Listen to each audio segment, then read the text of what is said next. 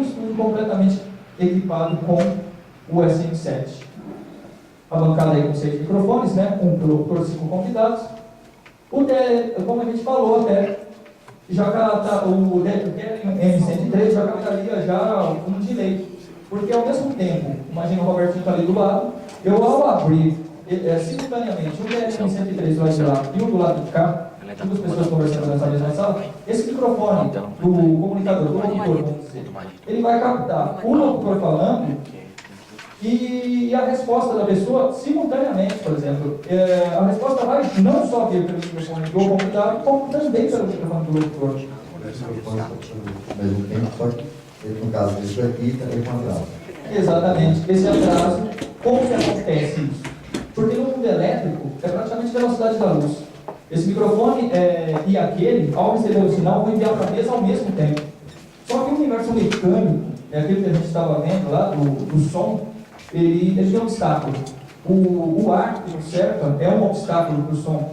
Para você ter uma ideia, o ar úmido é um obstáculo maior ainda. Então, o que acontece? O som são 360 metros por segundo. Tudo bem, numa distância mínima, mas é um atraso. E esse atraso vai ser refletido. Para quem estiver ouvindo, vai dar uma sensação de banheiro. E como o nosso amigo disse ali, também isso se agrava pelas reflexões da sala. O TLM-103 não é indicado, então, nesse caso, né, por conta também desse monte de vidro que esse estúdio tem, esses LCDs na frente do locutor, a melhor escolha realmente é o SM7B.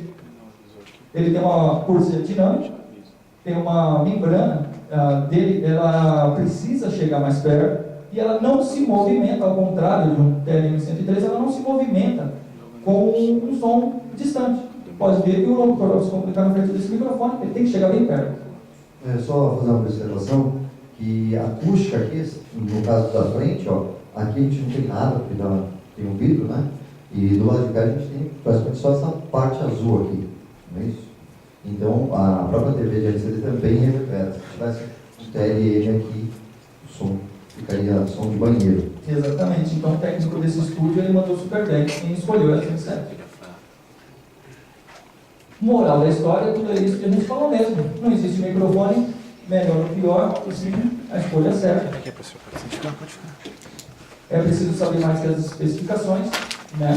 Não adianta você olhar aquele microfone, nossa, ele é maravilhoso, se você não souber do ambiente onde ele vai ser instalado, em que condições ele vai ser usado. Ou ele é o mais caro, né? Às vezes todo mundo compra só pelo mais caro.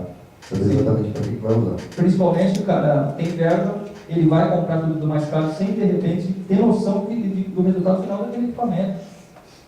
Né? É o que a gente está falando aqui. O valor do mercado não é ligado à solução do problema. E o importante, onde buscar essa informação? O vendedor da loja não é o caminho. É pesquisar fórum, revistas especializadas, sites especializados, perguntam para quem já usou, é o melhor caminho. Muitas vezes no Brasil, de repente, o negócio é novo e não tem ninguém falando, procura no site gringo. Tem fórum gringo, traduza, vocês vão ver que consegue informação muito legal. Não vai no primeiro, porque também tem muita gente falando merda. Tem. Dúvidas? Perguntas?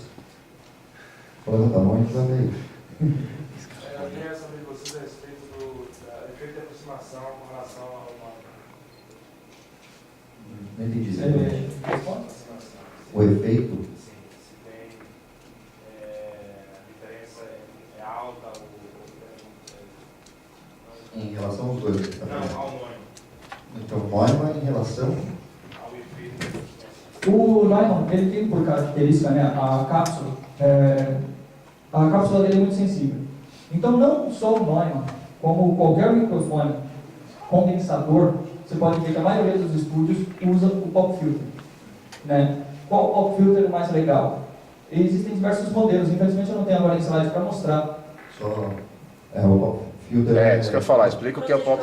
É Isso. o PIB, né, que vai estourando muito o som. Né? Então é só para evitar o vento que a gente solta nas palavras PIB principalmente. Exatamente. E, na verdade, o TLM-103 e todos da família aí, não é legal usar sem o pop filter. vai ter mesmo problema de TNT. Olha, o microfone que zera, que eu posso falar que eu conheço por experiência, o efeito de proximidade que você está falando, só o Electrovoice RE20. É um microfone praticamente descontinuado e que ele permite, ele não só assim, é perfeito, ele chega perto, assim, quase não tem puff, ele também mantém a qualidade do sinal. Se eu falar longe, nesse microfone, ele começa a ficar agudo. Se eu chegar perto, ele pufa e o grave fica... É que fizeram um ótimo trabalho ali na equalização e não está pufando. Mas é uma característica dos demais microfones pufar. Quanto mais perto você chega, vai pufar. O Electrovoice ele tem uma curiosidade, você chega pertinho, não pufa. É impressionante. E não fica abafado. É um microfone, para quem conhece, o Sérgio Boca gostava muito de usar esse microfone. Diversos dos locutores das antigas gostam muito desse microfone, porque ele é muito expressivo nas frequências baixas, né? Então, naquela época, né, o locutor tinha que ser vozerudo. Hoje o comunicador já vai descolado, tal, joga a voz lá em cima e vai que vai, né? Antigamente não, né? A característica grave é que definia o locutor. Então, esse microfone, ele e alguns outros modelos, para quem gostar de pesquisar, pesquisem a respeito de um microfone que chama microfone de fita. A captação dele é a partir de uma fita toda dobradinha, parece uma sanfona. É um dos microfones mais sensíveis e caros do mundo. Ele é utilizado, acho que até hoje, naquelas lutas de boxe, tal, tem um microfone que desce na mão do locutor, é um microfone de fita. Ele tem uma característica, assim, espetacular. Quem gostar do microfone, quiser pesquisar, pesquisa a respeito. É um microfone muito bom. Mais alguém? Mais alguma pergunta? O RE20, né, que você falou, ele é dinâmico, né? Sim, ele é dinâmico. Ele não é particular, aliás, ele não é alimentado. Né? Ele não é um microfone condensador. Mas ele tem, apesar disso, ele é muito bom. Para você ter uma ideia, eu já microfonei bulbo de bateria com ele. E ele aguenta uma pancada. Da hora. É um espetáculo. Mais alguém? Próximo slide, então, aqui, gente. Num primeiro instante, para quem não conhece eletrônica, isso pode parecer, sei lá, meio assustador. Mas vocês vão ver coisa de 5 minutos e vocês vão ler isso aqui. Isso é um sistema básico de áudio. Né? Não vou exigir de ninguém aqui que me diga o que isso significa. Vou colocar de uma outra forma e vocês vão ver como é fácil interpretar. A gente está falando da captação do sinal, né? Captação, a gravação, envolvemos aí até o presente momento o microfone só e a fonte sonora.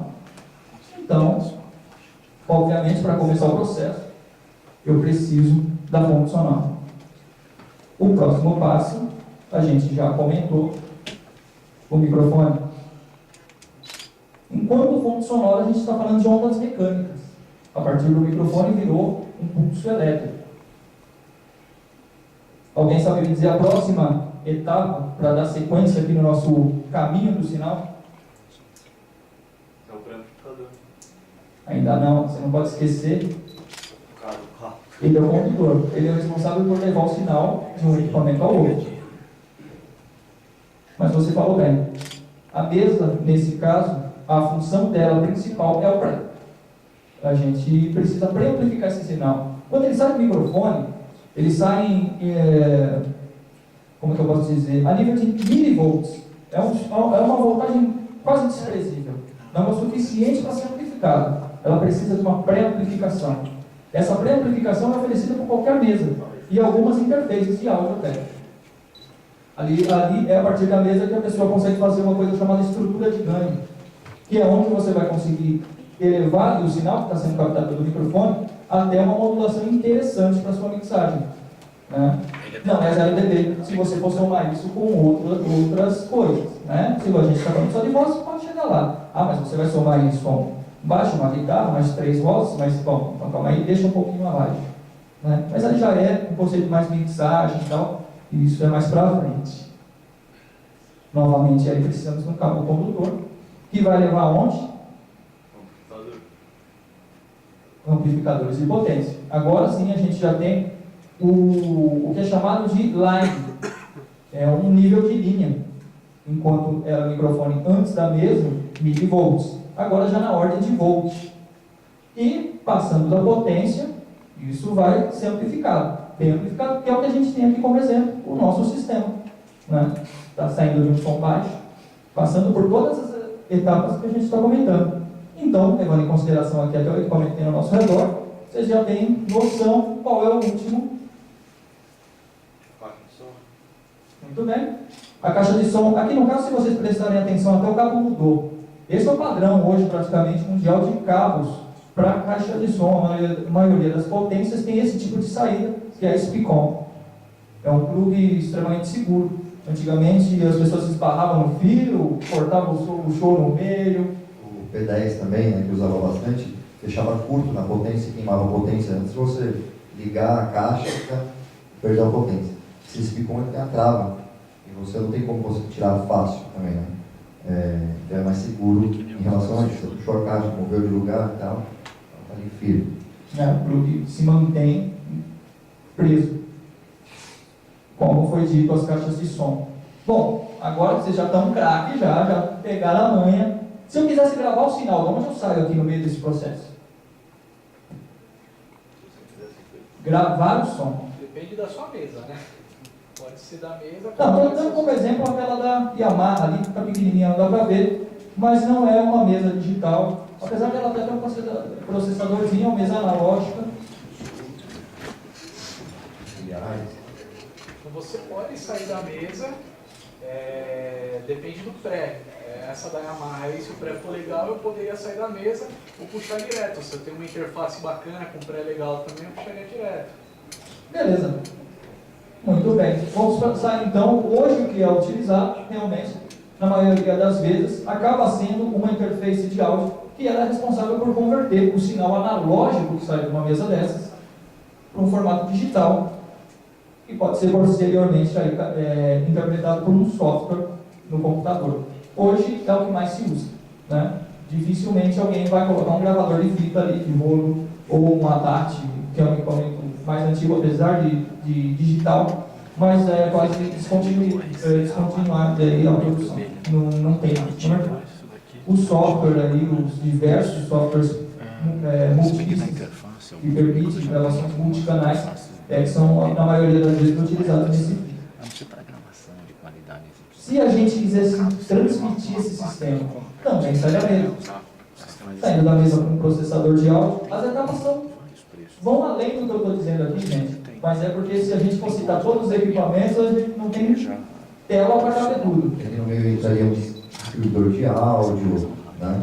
Aí, enfim, vai lá para o transmissor ou link, se a rádio for o transmissor não no mesmo lugar, um monte de coisa que a gente está editando ali, mas é só para vocês terem uma referência do caminho da transmissão de FM, no caso, ou de AM. Exatamente. No caso, se isso fosse um estúdio do ar, então ali da mesa subiríamos por um processador de áudio, que no rádio é meio que a alma da rádio. Por que eu digo a alma? Esse processador, no caso ali um órgão, e dá personalidade para a rádio. Nele você vai definir o quanto você quer de grave, de peso na sua rádio, quanto você quer de compressão, quanto você quer de agudo, de médio. E esse processador ele é inteligente ao ponto de, uma vez você estabeleceu essa equalização, se a música entrar mais grave, ele vai comprimir um pouquinho mais o grave, vai corrigir a equalização para deixar no seu gosto. Agora entrou uma que é mais aguda. Ele vai fazer essa correção e levar. Por isso você percebe que uma rádio tem uma característica diferente da outra. Poxa, essa rádio é mais pesada. Às vezes você consegue identificar a mesma música em rádios diferentes, você consegue perceber que rádio você está, pela equalização. Sim, principalmente a gente que é super ligado em áudio, assim, você acaba percebendo, nossa, aqui está som, essa rádio é tal. Porque acontece sim de rádios ter processadores inferiores e até mal regulados. Tem rádio por aí que tem um processador espetacular e não tem um profissional que saiba mexer. Daí para um transmissor e para uma antena. Temos aqui então exatamente, a gente começou com um sistema, mas você viu que ele pode ser usado para várias coisas. O sistema básico. É isso que a gente estava vendo lá. Sistema básico de áudio. Caberia também transmissão pela internet, rádio web ou televisão, caberia ainda outros caminhos que o áudio pode percorrer rapidamente. É verdade. O sistema básico de áudio, então, agora, eu acho que todo mundo já consegue interpretar aqui esses elementos, que são símbolos da eletrônica, mas aquele primeiro pilar, quem arrisca? Exatamente. Temos aí então a fonte sonora, responsável por captar a onda sonora. Microfone. Exato. Ali aquele triângulozinho deitado. Potência variável. Muito bem. O cara já manja de eletrônica. Então é um pré, e aquilo que tem embaixo dele, né, no caso é uma potência, né, com aquela molinha cortadinha, quer dizer que ela é variável. É o papel da mesa, aquela estrutura de ganho que eu estava comentando, é feita a partir do potenciômetro rotativo que tem. É a primeira etapa da mesa. O microfone entrou, tem esse botãozinho. E ele serve para você dar ganho ou perda no sinal, de acordo com o que está chegando, e mantendo ali uma qualidade para que o som não distorça.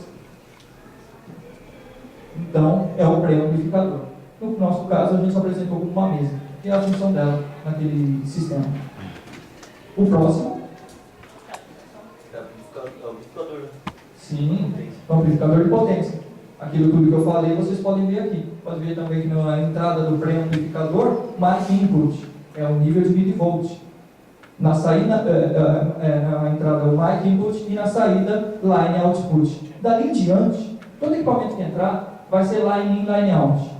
Existem diferenças, sim, às vezes entre um equipamento e outro. Existem dois padrões aí, mas aí é uma história que vai mais além aí. O importante é saber que a partir do pré-amplificador, a gente está ligando com nível de linha. Então todo equipamento que for ligar tem que ser line in, sai pelo line out e assim consequentemente. Besteira querer pegar, por exemplo, esse line out aqui e entrar depois numa mesa no mic in. Você está entrando com, lembre-se, um nível alto, ele já é na ordem de volt, numa entrada que espera milivolt, distorção na certa. A última etapa, o alto-falante. Então isso é um sistema básico de áudio. Alguma pergunta a respeito? Aquele processador de efeito que você mostrou, Sim. hoje essa masterização é feita ainda no analógico, dentro de uma rádio aí, comum, falando de mercado, é feito ainda no analógico, ou sei lá, os Avalons e tal, ou eu já tenho um recurso virtual, como um estúdio, no home? Como é normalmente feito dentro de uma rádio? Quer dizer, físico no caso, né? Esse é físico? É físico. Ah, É físico. Ali é um órgão que fica, normalmente fica no rack do transmissor, ou então, depende da emissora, se tiver uma central, uma mini central, às vezes deixa dentro dessa central. Porque às vezes acontece o seguinte, a emissora, o transmissor da emissora não está no mesmo lugar do estúdio, né? No caso aqui em São Paulo, a maioria das emissoras são na Paulista, os transmissores, que é o segundo ponto mais alto de São Paulo, e o sinal de FM ele anda meio que em linha reta, né? Diferente do AM, que precisa ter um terreno que propague o som, aí é um outro jeito de transmissão, bate na atmosfera, desce também. Então, por exemplo, no caso das AMs que estão na Paulista, elas não estão transmitindo da Paulista, quer dizer, o transmissor para o rádio, né? Então, ela tem um link que passou por um sistema desse, processador de áudio, aí esse link manda para o transmissor, com o som já legal. Em outra região. Em outra região, sei lá, às vezes, normalmente no Guarapiranga, né? A maioria das rádios, tem muitas rádios de AM lá no caso. E lá tem mais um outro limiter de volume, só para, nesse meio termo, né, no caminho não perder, só para não estourar o som ali, e vai para o transmissor direto, mandando o áudio 100% ali. Né? Então ainda usa fisicamente. Além de ser fisicamente, na maioria das rádios ainda analogicamente. O pessoal ainda não mudou o estúdio para mesas digitais, porque é um investimento muito alto e ainda não houve a digitalização do rádio. A gente está nesse processo ainda, né? Exatamente. Tanto o AM tentou ser estéreo, aí algumas rádios mudaram seu sistema, né? E não adiantou em nada, porque o aparelho receptor é muito caro, né?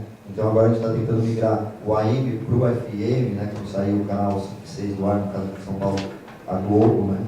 Então, só depois que o VHF sair do ar, que a gente vai conseguir essa digitalização no caso do AM, né? Esse controle de loudness que vocês têm é feito por um especialista da rádio, assim, e é uma pessoa que sempre toma conta ou é variado? Assim? Não, tem um engenheiro técnico responsável por isso, por todo o sistema da rádio. O sonoplasta, ele só conhece o caminho, mas a gente não põe a mão nisso. Já tem uma pessoa, um engenheiro técnico que testou, pensou no tipo de música que vai tocar na rádio, se é mais informação, tem mais falas, se as músicas são mais dance music, que tem um grave e um agudo batendo ali direto, ele faz a igualização desse áudio, o processamento desse áudio, para aquele estilo daquela rádio, e pronto. Ninguém mais mexe. Se precisar mexer, queimou alguma coisa, deu problema no transmissor, é esse técnico, né, que vai consertar ou corrigir isso. Né? Então, normalmente também tem, vamos supor, no transmissor reserva, a gente tem às vezes outro processamento parecido, espelhado, para justamente central reserva não sentir essa diferença. Mas nem todas as rádios investem também em dois sistemas. Última pergunta, prometo, cara. Assim, à vontade, quanto mais pergunta. Por exemplo, chega uma mixagem lá de uma música, sei lá, de um produtor que o cara, puxou muito grave e tal. Ele tem a fidelidade de corrigir isso? Praticamente 100%? Ele consegue padronizar? Mais ou menos, mas vamos supor, esse material que chegou, né, aí o sonoplasta vai avaliar isso, aí sim. Né, porque antes da gente jogar qualquer material no ar, tanto música, uma reportagem, uma gravação por telefone, né, a gente tem os plugins, depois a gente vai falar mais pra frente aqui, a gente tem alguns plugins dos programas de edição que vai corrigir essa diferença de som, ou algum problema técnico que teve nessa gravação, inversão de base, essas coisas. Tá? Daqui a pouco a gente vai chegar nesse assunto aí. Sim. Mais uma pergunta? Voltando ao assunto da migração da AM para o FM, do ponto de vista técnico, elas vão ter alguma dificuldade? Na verdade, não. Né? Recentemente teve uma reunião da AES, que eu participei, inclusive, e essa migração, o que acontece só é assim, só para você entender tecnicamente, vou falar assim, bem grosso modo, as rádios, emissoras AM, elas vão ter que entrar na Globo, no canal da Globo, entendeu? Então, para isso acontecer, a Globo tem que sair do ar. Isso estou falando do canal 5, não que a Globo não vai deixar de existir. Porque o canal, o sistema que a gente usa de transmissão digital, o HD, já é o HF, é uma outra frequência. E para isso também, nessa frequência, entre o canal 5 e 6, está a tecnologia 4G. Então, por isso que a gente ainda está naquela situação de vai ou não vai, né? Tem muitas, alguns, a Anatel, isso, o Ministério da Comunicação já liberou os testes, já estão acontecendo, inclusive a antena está instalada, a antena de teste está instalada no prédio da Jovem Pan, né? E eles estão fazendo os testes através de um outro sinal. A princípio seria pegar o sinal da Jovem Pan AM e transmitir para testar a rádio comunitária. Só que aí as outras rádios falaram, peraí, está fazendo propaganda para outra rádio. Né? Então eles decidiram, a Jovem Pan está ajudando o Ministério das Comunicações, fornecendo a antena pela localidade, São Paulo, pela estrutura técnica, né? E tem um outro agravante em cima disso, né? A gente tem hoje, a gente mudou aqui o foco um pouquinho, mas só para esclarecer. A gente tem hoje, quando sair esse canal 5 e 6, a gente tem 40 canais para as emissoras AM. Bacana, né? Só que a gente tem, contando São Paulo e Grande São Paulo, a gente tem 60 emissoras. E fazer o que com essas 20? Né? Então, o negócio não está sendo tão fácil assim, entendeu? Porque, e aí a partir daí as emissoras de AM vai funcionar como FM. Então, por exemplo, uma rádio, por exemplo, a Rádio Record, a Rádio Capital, são frequências internacionais. Então, o que quer dizer isso? Isso há muito tempo atrás, quando a gente não tinha computadores ligados, lâmpadas frias, esse sinal ia muito mais longe. Então, no mundo inteiro, você não encontrava nenhuma outra rádio nessa mesma frequência. Então, poderia sim você sintonizar em outro país a Rádio Capital e a Rádio Record, que é o 1000 kHz e o 1040 kHz. Com isso, o que dá interferência no AM? São as lâmpadas frias, né, porque ela tem um reator lá e dá interferência, as televisões, monitor de computador, então quer dizer, para a gente voltar a ouvir o rádio AM naquela qualidade. O pessoal fala assim, mas antes era bom, né? Mas é porque a gente não tinha também a referência hoje da qualidade do CD, né? A gente aceitava o chiado da fita, do vinil, né? Então, para a gente era relativamente bom o som do AM. Então, com essas interferências, piorou muito a qualidade do som e o alcance das rádios. Então, aquela rádio que tinha um canal internacional, foi até uma pergunta que eu fiz lá, por exemplo, a Rádio Record, tem um canal internacional, ela vai ter uma FM com uma potência livre? Não, não vai. Ela vai ter uma potência até reduzida para pegar só na cidade que ela tem possessão. Então tem algumas rádios que têm possessão de Itapevi, aí está surgindo um pouco da discussão. Tem rádio que é de Itapevi e pega São Paulo inteiro. Não vai pegar só lá em Itapevi, né? Então, eles estão vendo isso. Mas eles, basicamente, eles vão dar um padrão de potência para essas rádios, e aí uma não pode interferir na outra. Tecnicamente tem outras coisas a mais, que eu vou aprofundar, se eu falar aqui, eu vou aprofundar em cima, mas, por exemplo, esse canal que é abaixo do 87,5, né, que é o final da nossa FM, tem algumas frequências que dá interferência no canal de FM comum. Então, eles mesmos estão testando nessa frequência que estão fazendo o teste, eu não lembro agora de cabeça, mas é 67, 68 MHz. Ela dá interferência justamente próximo da Bradesco, da Rádio Bradesco, que é 94,1. Então, eles não podem fazer esse teste atrapalhando as emissoras que estão no ar, né? Então, é isso que tecnicamente está sendo estudado e fazer como que vai agora, vai ter que, na verdade, redistribuir essas concessões de rádio, né? E o AM, o que vai fazer com o AM? Porque a princípio ia só digitalizar o AM, aí o sinal do AM ia ser a mesma coisa e você teria que comprar um receptor para isso. Eles aumentando, lá no Japão já funciona desse jeito, é uma tecnologia japonesa, então funciona, existe. A gente é mais fácil de comprar um rádio do Japão agora e ouvir aqui, vai funcionar do mesmo jeito, com a tecnologia próxima parecida. Só que agora, tecnicamente, eles estão tentando só ajustar quem que vai ficar com quem, né? Quando que a primeira etapa para a Globo sair do ar, no caso o VHF inteiro sair do ar, era para ser agora antes da Copa, e agora já tinham depois jogado para 2016, já estão pensando em 2020. Então, quer dizer, essa nossa digitalização do rádio está sendo muito devagar e ainda estão tendendo a digitalização pela internet mesmo. As rádios estão apostando na internet, as rádios ainda, que é onde está vindo o sinal, é onde você com o aplicativo consegue ouvir no celular. Desculpa. Imagina, por favor, mais dúvidas aí, gente? Esse processamento do processador de áudio seria um compressor multiband? Também. Muita coisa junto. Muita Além do compressor multiband, que aí, para quem quiser entender, é um compressor. O compressor, o que ele faz? Ele limita os picos. De repente, eu dei um berro aqui. Se tiver um compressor ali na mesa, ele vai tentar atenuar esse berro, e tudo isso é configurado a partir de ataque, release de alguns padrões, alguns parâmetros, aliás, que definem quando vai comprimir e em que velocidade vai comprimir. Isso é um compressor. Como ele disse ali, esse tipo de processador que a gente viu ali no rádio, ele faz isso em diversas bandas. Então ele vai comprimir isoladamente o grave, o médio, o agudo, e é isso que dá personalidade para a rádio, como a gente estava falando, né? Ele vai manter meio que aquele padrão. Como você até tinha perguntado, realmente, se a música também vier uma condição esdrúxula, não, ele não vai corrigir isso. Tanto é que tem o uso, às vezes, através de filtros, principalmente na música eletrônica, você vê que a música fica completamente aguda, e depois volta a ficar grave. Bom, isso ele não vai descaracterizar. Ele vai corrigir até a página 2. Só para uma observação, se você vê o gráfico dele trabalhando quando toca essas músicas, cara, ele fica doidinho, fica lá tentando corrigir e tal, mas o som ele mantém ali o som que nós estamos vendo. Sim, mas ele não vai descaracterizar o som, né? Porque tem também o uso artístico, às vezes, desses defeitos, né? A guitarra tem distorção, e é um uso artístico. Então, defeito, depende do uso, né?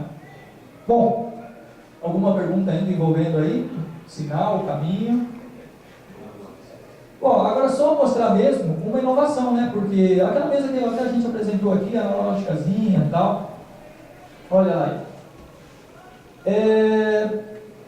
Você quer falar sobre a mesa, Robertinho? Quer apresentar as etapas? Pode falar. Rapidamente, gente.